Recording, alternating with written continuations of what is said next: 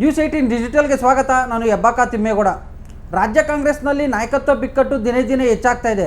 ಅದರಲ್ಲೂ ಮೇ 4ರ ಪಂಚರಾಜ್ಯಗಳ ಚುನಾವಣಾ ಫಲಿತಾಂಶದ ಬಳಿಕ ಮತ್ತಷ್ಟು ಬಿಗಡಾಯಿಸುವಂಥ ಒಂದು ಎಲ್ಲ ಲಕ್ಷಣಗಳು ಕೂಡ ಕಂಡುಬರ್ತಾ ಇದ್ದಾವೆ. DK ಬ್ರದರ್ಸ್ ನವದೆಹಲಿ ಪ್ರವಾಸದ ಬೆನ್ನಲ್ಲೇ ಇದೀಗ CM ಆಪ್ತರು ಕೂಡ ನವದೆಹಲಿಗೆ ಭೇಟಿ ನೀಡಿ AICC ನಾಯಕರನ್ನ ಭೇಟಿ ಮಾಡೋದ್ರ ಮುಖಾಂತರ ಒಂದು ರೀತಿ CM ಪರವಾಗಿ ಲಾಬಿಯನ್ನು ಮಾಡ್ತಾ ಇರ್ತಕ್ಕಂಥದ್ದು.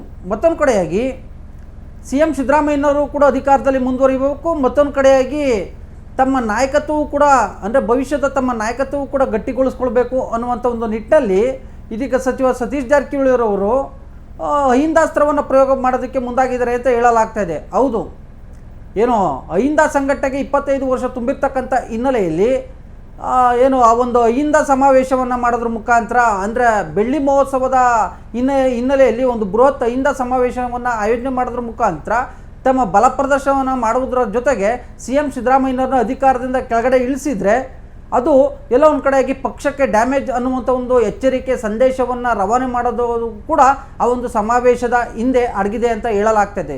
ಸೊ ಹೀಗಾಗಿಯೇ ಹೈಕಮಾಂಡ್ ಅನುಮತಿಯನ್ನು ಕೋರೋದಕ್ಕೆ ಇದೀಗ CM ಸಿದ್ದರಾಮಯ್ಯನವರ ಆಪ್ತರಾದಂಥ ಸಚಿವ ಸತೀಶ್ ಜಾರಕಿಹೊಳಿ ಮತ್ತು ಡಾಕ್ಟರ್ H.C. ಮಹದೇವಪ್ಪನವರು ಇಬ್ಬರೂ ಕೂಡ ನವದೆಹಲಿಗೆ ತೆರಳಿ AICC ಅಧ್ಯಕ್ಷ ಮಲ್ಲಿಕಾರ್ಜುನ್ ಖರ್ಗೆ ಮತ್ತು ರಾಜ್ಯ ಕಾಂಗ್ರೆಸ್ ಉಸ್ತುವಾರಿ ರಣದೀಪ್ ಸಿಂಗ್ ಸುರ್ಜೇವಾಲಾ ಅವರಿಗೆ ಅಹಿಂದ ಸಮಾವೇಶದ ಅಗತ್ಯತೆಯ ಬಗ್ಗೆ ಮನವರಿಕೆಯನ್ನು ಮಾಡಿಕೊಟ್ಟಿದ್ದಾರೆ. ಹೇಗೆ ಸಚಿವ ಸತೀಶ್ ಜಾರಕಿಹೊಳಿಯವರು 224 ಕ್ಷೇತ್ರಗಳಿಗೆ ಸಂಬಂಧಪಟ್ಟಂತೆ ತಕ್ಷಣಕ್ಕೆ ಚುನಾವಣೆ ನಡೆದರೆ ಎಷ್ಟು ಸ್ಥಾನಗಳನ್ನು ಕಾಂಗ್ರೆಸ್ ಗೆಲ್ಲುತ್ತೆ ಅನ್ನುವಂಥ ಒಂದು ನಿಟ್ಟಲ್ಲಿ ವೈಯಕ್ತಿಕವಾಗಿ ಒಂದು ಆಂತರಿಕ ಸಮೀಕ್ಷೆಯನ್ನು ಮಾಡಿಸಿರುವಂಥದ್ದು. ಈ ಒಂದು ಸಮೀಕ್ಷೆಯಲ್ಲಿ ಕಾಂಗ್ರೆಸ್ ಹೈಕಮಾಂಡ್ ಒಂದು ರೀತಿ ಆತಂಕಕ್ಕೆ ಒಳಗಾಗುವಂತೆ ಬಂದಿರತಕ್ಕಂಥದ್ದು ಒಂದು ವರದಿ. ಏನು ತಕ್ಷಣಕ್ಕೆ ಇವತ್ತು ಚುನಾವಣೆ ನಡೆದರೂ ಕೂಡ ಪಕ್ಷದ ಹಾಲಿ 40ರಿಂದ 45 ಮಂದಿ ಶಾಸಕರುಗಳು ಸೋಲ್ತಾರೆ, ಗ್ಯಾರಂಟಿಗಳು ಕೂಡ ವರ್ಕೌಟ್ ಆಗ್ತಾ ಇಲ್ಲ. ಮತ್ತೊಂದು ಕಡೆಗೆ ಕಾಂಗ್ರೆಸ್ ಪಕ್ಷದ ಆಂತರಿಕ ಕಚ್ಚಾಟಗಳು ಎಲ್ಲೋ ಒಂದು ಕಡೆಯಾಗಿ ಜನಸಾಮಾನ್ಯರಲ್ಲಿ ಒಂದು ರೀತಿ ಅಸಹನೆ ಹುಟ್ಟಿಸಿದ್ದಾವೆ, ಎಲ್ಲೋ ಒಂದು ಕಡೆಯಾಗಿ ಪಕ್ಷದ ವಿರೋಧವಾಗಿ ಒಂದು ಅಲೆ ಎದ್ದಿದೆ ಅನ್ನುವಂಥ ಒಂದು ಆತಂಕಕಾರಿ ವರದಿ ಆ ಒಂದು ಸಮೀಕ್ಷಾ ವರದಿಯಲ್ಲಿ ಇರ್ತಕ್ಕಂಥದ್ದು. ಸೊ ಹೀಗಾಗಿ ಇಂಥದ್ದೊಂದು ವರದಿಯನ್ನು ತೆಗೆದುಕೊಂಡು ಹೋಗಿ ಹೈಕಮಾಂಡ್ ನಾಯಕರಿಗೆ ಏನು ಅಹಿಂದ ಸಮಾವೇಶದ ಅಗತ್ಯತೆಯ ಬಗ್ಗೆ ಮನವರಿಕೆಯನ್ನು ಮಾಡಿಕೊಟ್ಟಿದ್ದಾರೆ. ಇದು ಒಂದು ಕಡೆ ಆದರೆ ಇನ್ನು CM ಆಪ್ತರ ತಂತ್ರಕ್ಕೆ ಪ್ರತಿತಂತ್ರವಾಗಿ as a first time DK Shivakumar ಅವರು ಇದೀಗ ಒಂದು ಖಡಕ್ ಸಂದೇಶವನ್ನು ರವಾನೆ ಮಾಡಿರ್ತಕ್ಕಂಥದ್ದು. ಇದುವರೆಗೂ ಕೂಡ ನನ್ನ ಮತ್ತು CM ಸಿದ್ದರಾಮಯ್ಯನವರ ನಾಯಕತ್ವದಲ್ಲಿ ಪಕ್ಷ ಅಧಿಕಾರಕ್ಕೆ ಬಂದಿದೆ ಅನ್ನುವಂಥ ಮಾತುಗಳನ್ನು ಆಡ್ತಾ ಇದ್ದಂಥ DK ಶಿವಕುಮಾರ್ ಅವರು ನಿನ್ನೆ ನಮ್ಮ ನೆಟ್ವರ್ಕ್ 18ನ ಕಾರ್ಯಕ್ರಮವೊಂದರಲ್ಲಿ ಮಾತನಾಡಿರುವಂಥ DK ಶಿವಕುಮಾರ್ ಅವರು ನನ್ನ ನಾಯಕತ್ವದಲ್ಲೇ ಕರ್ನಾಟಕದ ಜನತೆ 136 ಮಂದಿ ಶಾಸಕರನ್ನು ಗೆಲ್ಲಿಸಿದ್ದಾರೆ, ಹೈಕಮಾಂಡ್ ಸೂಕ್ತ ಸಮಯದಲ್ಲಿ ಸೂಕ್ತ ನಿರ್ಧಾರವನ್ನು ಕೈಗೊಳ್ಳುತ್ತೆ, ಅಂಥದ್ದೊಂದು ನಿರ್ಧಾರವನ್ನು ನೀವು ಪರದೆಯ ಮೇಲೆ ತೋರಿಸ್ತೀರಾ ಅನ್ನುವಂಥ ಒಂದು ಮಾತನ್ನು ಆಡಿರುವಂಥದ್ದು.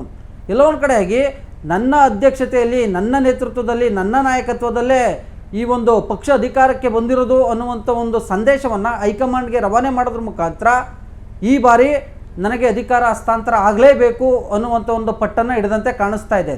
ಸೊ ಹೀಗಾಗಿ CM ಆಪ್ತರು ಇದೀಗ DK ಶಿವಕುಮಾರ್ ಅವರ ಒಂದು ಹೇಳಿಕೆಗೆ ಒಂದು ರೀತಿ ಎಲ್ಲ ಒಂದು ಕಡೆಯಾಗಿ ತಿರುಗೇಟು ಕೊಡುವಂಥ ಒಂದು ಪ್ರಯತ್ನವನ್ನು ಮಾಡಿದ್ದಾರೆ.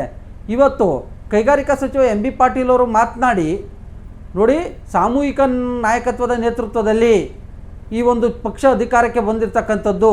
DK ಶಿವಕುಮಾರ್ ಸಹಜವಾಗಿ ಸಂಘಟನಾ ಚತುರ, ಆದರೆ CM ಸಿದ್ದರಾಮಯ್ಯನವರು ಮಾಸ್ ಲೀಡರ್, ಅವರ ಒಂದು ನಾಯಕತ್ವ, ಅವರ ಒಂದು ವರ್ಚಸ್ಸು, ಮತ್ತೊಂದು ಕಡೆಗೆ ಜಾರಕಿಹೊಳಿ, ಮುನಿಯಪ್ಪ, ಇತರೆ ಅಂದರೆ ಪಕ್ಷದ ತಳಮಟ್ಟದ ಕಾರ್ಯಕರ್ತರು, ಬೂತ್ ಏಜೆಂಟ್ಗಳ ಪರಿಶ್ರಮದಿಂದ ಪಕ್ಷ ಅಧಿಕಾರಕ್ಕೆ ಬಂದಿದೆ ಅನ್ನುವಂಥ ಮಾತನ್ನು ಆಡೋದ್ರ ಮುಖಾಂತರ ಎಲ್ಲ ಒಂದು ಕಡೆಗೆ DK ಶಿವಕುಮಾರ್ ಅವ್ರಿಗೆ ತಿರುಗೇಟು ಕೊಡುವಂಥ ಒಂದು ಪ್ರಯತ್ನವನ್ನು ಮಾಡಿದರು.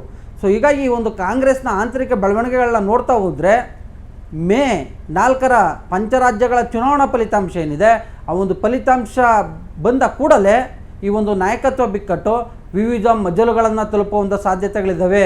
CM ವರ್ಸಸ್ DCM ಬಣಗಳ ನಡುವೆ ಒಂದು ರೀತಿ ವಾಗ್ಯುದ್ಧಗಳು, ಒಂದು ರೀತಿ ಆರೋಪ ಪ್ರತ್ಯಾರೋಪ, ಒಂದು ಬೇರೆಯದ್ದೇ ಒಂದು ತಿರುವನ್ನು ಪಡೆದುಕೊಳ್ಳುವಂಥ ಒಂದು ಸಾಧ್ಯತೆಗಳಿದ್ದಾವೆ ಅನ್ನುವಂಥದ್ದು ರಾಜಕೀಯ ವಿಶ್ಲೇಷಕರ ಒಂದು ಮಾತು. ಈ ವಿಡಿಯೋ ನಿಮಗೆ ಇಷ್ಟ ಆಗಿದ್ದರೆ ಲೈಕ್ ಮಾಡಿ, ಕಮೆಂಟ್ ಮಾಡಿ, ಶೇರ್ ಮಾಡಿ.